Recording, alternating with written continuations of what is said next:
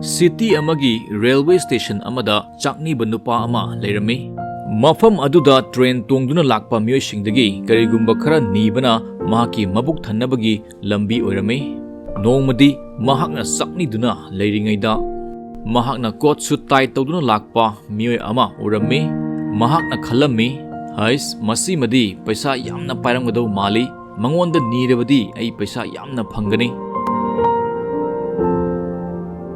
Asa asiga loinana mahakna nupa aduda karigumba khara niruba matamdadi nupa aduna chakniba nupa aduda harai nangdi mingondagi nidunata leirabaro mingondadi nangna karigumba amata pidabara chakniba nupa aduna harai aidi chaknibani matam punamakta mingondagi nidunata lei mingonda karigumba ama pibasu aidi ngamde nupa aduna harai nangna mingonda karigumba ama piba ngamdrabadi nangna mingondagi karigumba ama lawbagi hak leite ai businessman amani aidi lawba pibada thazai karigumba nangna aingonda karigumba ama piba ngamlabadi aisu nangonda madugi mahut karigumba ama pigani madu hairamlaga nupa adu train tongduna chatkhre sakniba nupa adudi nupa aduna hairamba wahising adugi maramda khanduna leirami wahising aduna mahaki thamoy soklami aina paisa yamna phangdabagi maram asi aina mingonda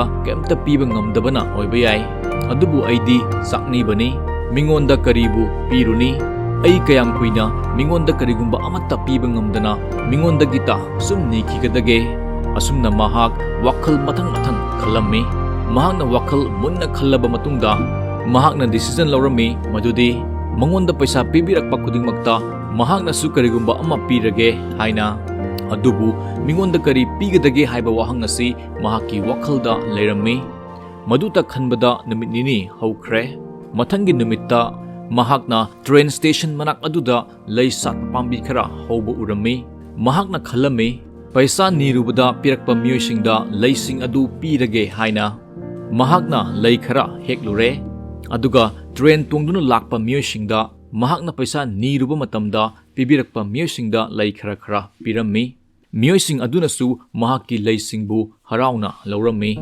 asumna tobadagidi mahakna mingonda nirubada pirakpagi chang hengatlaklami adubu mingonda mahakna lei piriba makai paisa phanglami lei pidragana mahak paisa phanglamde asumna numit kharani haukraba matungda nongmadi karigumba nangna aingonda karigumba ama piba ngamlabadi aisu nangonda madugi mahut karigumba ama pigani haina haibiramba coat suit tie tawba nupa adu train tongduna lakpa mahakna urami mahakna nupa adugi manakta prap changsinduna hairami adomna aingonda paisa kita pibiyu madugi mahut aina adomda lei khara pige nupa aduna chakniba nupa aduda paisa pirami aduga chakniba nupa aduna nupa aduda lei khara pirami coat suit tie tawba nupa aduna chakniba nupa aduna tawriba adu yaningladuna hairai ngasidi nangsu aigumba businessman ama oire madu hairamlaga nupa adu chakniba nupa aduna piba lei adu puduna train dagi kumthaki mahakna hairamliba wahising aduna chakniba nupa adugi thamoi amuka sokhi wahising adugi maramda mahak wakhal hanjin khalami mahaki maithong maka lamba horaklami mahaki punsida awanba ama puruknabagi mai paknabagi sojai makutta leirabagum haurami mahakna prap train dagi kumtharaduna atiyada yangkhatladuna khonjel hauna lauroklami ai chakniba natte aidi businessman amani aisu inakhunba mi ama oiba ngamgani madu urubada mahaki makta leiriba miyamna masigi chaknibasi ngaurba male haina khanarami numit adudagi mahak station aduda sumu ukhidre tha tarukki matungda hairiba station aduda coat suit tie tawba miyoy ani train amada tongminarami makhoi anigi manungda amana nupa amaduda makut sokladuna hanglai adom aibu khangbibra atop nupa aduna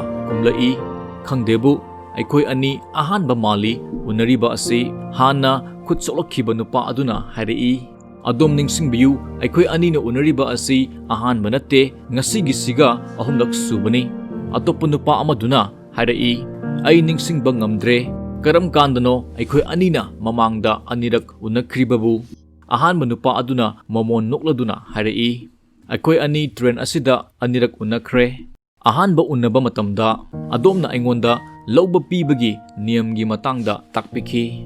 Anisuba unnabadana aisu businessman ama oire haibiki. Atopo nupa aduna momo nokladuna hairai. O ningsingle nang aina ahanba unnabada kaimta pikidaba saknibaduni. Aduga anisuba unnabadana aina nangondagi lay lauki. Adubu ngasidi nang coat suit tie tawraga kadaida satlibano? Haujikan kari hotnaribage? Ahanba nupa aduna hairai. Ay ngasidi laygi business tawba yamna chawba businessman ama oiba ngamjare. Business asigidamak ay atopa city amada satlibani. Ngayhaktang layraga mahakna amuk hairai. Adomna aiga ihan-hana unabada mahusagi niyam lauba pibagi niyam takpiramlaba phawbada aina aidi chakniba mi amani haina adum khanki. Masidagi hena chawna khankhide. Adomga anisuba unnaba matamdadi mayamnadi aibu apikpa business tawa mi amani haina khanarami. Adubu ainadi chaknibani adum khalami. Adubu adomna haibirakpadagi ay apikpa business tawa mi ama oire haibasi khangki.